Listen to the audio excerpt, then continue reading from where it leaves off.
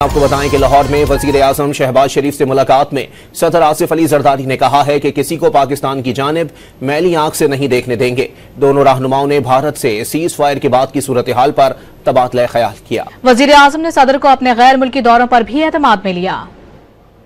Governor house Lahore میں صدر اور وزیر اعظم کے درمیان ملاقات میں بھارت کی طرف سے مسلسل جارحیت کی دھمکیوں پر تبادلہ خیال ہوا۔ صدر مملکت آصف علی زرداری نے کہا کہ پاکستان نے جنگی میدان میں اس صدی کی نئی تاریخ رقم کی۔ بھارت سے جنگ نہیں بلکہ امن چاہتے ہیں، لیکن اگر پاکستان پر دوبارہ جنگ مسلط کی گئی تو پہلے سے زیادہ اور بڑے سرپرائز دیں گے۔